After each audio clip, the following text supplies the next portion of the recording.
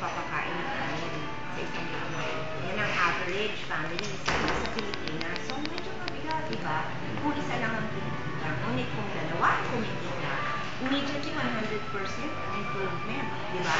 Sa family quality of life dahil they have enough money for medicine, for education, and for the other needs. So, kami sa Marikina, encourage din namin na yung mga babae tumulong sa paghanap buhay, doing sideline business, or becoming entrepreneur, kahit na home-based siya.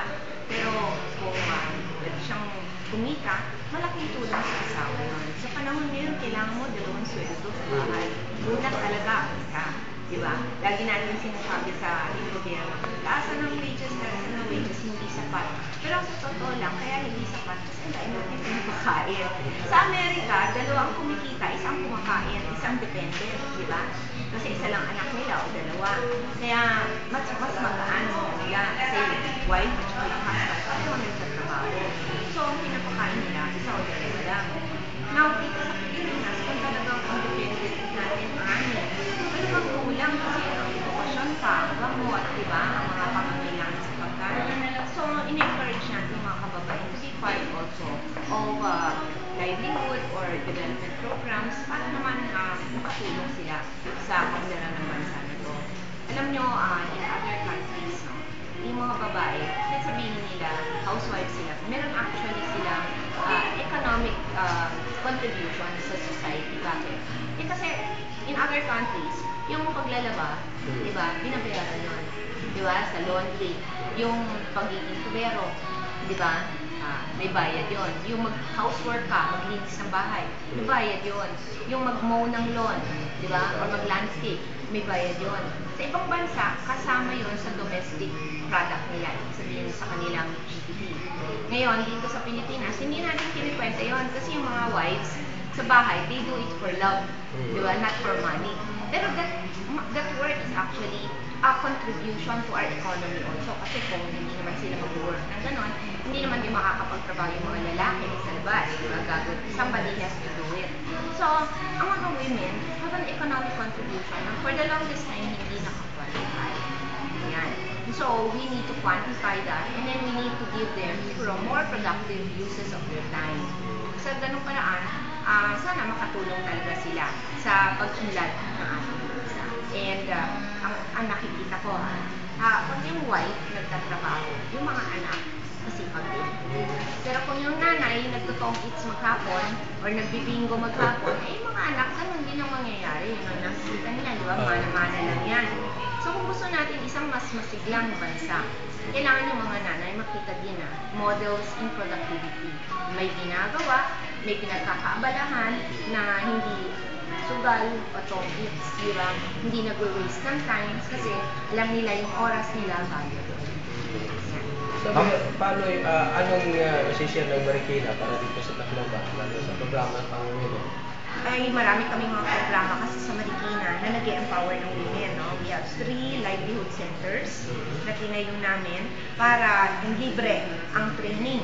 So, hindi dahilan na wala kang pera para hindi ka matuto. Ang mga courses namin na popular dyan, yung reflexology or pagmamasahe, yung food service, pag-waiter, catering, food preparation, kasi ang daming restaurant ngayon na nagbubukas kasi ang mga tao, hindi na rin sila masyado nagluluto sa bahay, di ba? Kasi sa kabisihan ng buhay, we need more professional food service workers.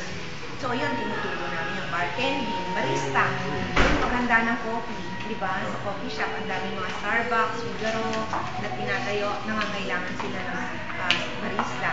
Tapos meron tayong travel services, marami ngayon nagbabiyahe, kulang ang tour guide, kulang yung mga naglilista ng mga reservation, yung mga airline na nagbubukas yan, mga travel service business yan. So, in other words, nag-iiba na rin yung demand ng industry para sa skills. So, kailangan i-train natin yung tao para dyan. Kagaya niyan, ngayon, sa Leyte, you are growing, Tacloban is growing, you need more hotels, you need more resorts, you need more tourist facilities, you need to train housekeepers, di ba? Front service people, restaurant people. So, yun na yung mga masihista, di ba? Yun ang mga services na pwede natin ituro sa mga babae para yung time nila maging productive. Magpunta po tayo sa politics. Opo. Si Bayani, considered as one of the presidential votes. Ano po masasabi natin? Oo. Si Bayani ay nangangampanya ngayon, ang stop to the top ang kanyang kampanya at umiisip sa bansa para mapulsuhan niya yung mga problema ng iba't ibang mga bayan at makita niya kung anong pwede niyang tulong kahit ngayon pa lang umiikot siya. And we are hoping na in the near future, yung marami siyang kuwang local supporters habang nakikita siya. So, ikaw, patuloy rin pa-mayor lang. Ako naman, last term ko na ngayon. So, tutulungan. Ako ay tutulong kay Bayan. Hindi ka muna kakandidato. Nag-a-apply akong first lady. Diba? Sana naman ako yun, no? Ibig sabihin, wala nang ibang... Eh, malay natin, baka si BF yung manalo presidente. Kaya na nga, oo. Diba? So, tutulong tayo sa kanyang pagkain. Anong tingin mo yan sa chance ni BF sa mga lumalabas ng mga presidential mo? Tingin ko okay naman kasi maaga pa naman ang Nasa shooting pa lang nasa ulit siya. Oo, kasi hindi naman kasi siya nag-senador. Diba? Hindi naman siya nag-national campaign before kasi ayaw na niyang trabaho sa Senado. Gusto niya executive work. So, nung pinili siya ng presidente noon na tumakbong senador niya, ayaw niya mag-senador, gusto niya, mas executive daw siya doer siya hindi action man. Gusto niya yung gawa ng gawa, ayaw niya yung gawa ng gawa. Ayaw niya yung puro salita, diba? Ayaw niya, gusto niya gawa. Gusto niya yung nakikita yung kanyang paghihirap, yung gano'n. So, marami rin siyang mga tips para kay Mayor Alfred, paano i-develop itong Tacloban, lalo na sa highly urbanized city siya. So, sana mapagtulungan namin na makakontribute din kami sa development ng Tacloban. Mayor, with regards naman kay Bayani Fernando, saan ba bagay siya mag-candidate for president sa partido dapat na ilagay sa Kasi ang nag-endorse na sa kanya si President Ramos. So, lakas yun.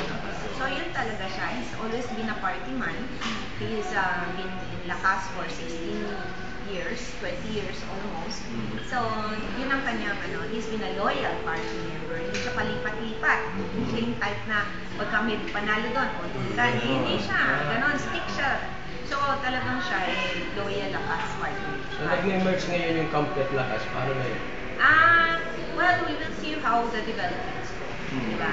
Sa merger. Okay. Thank you very much, Fernando Martinez.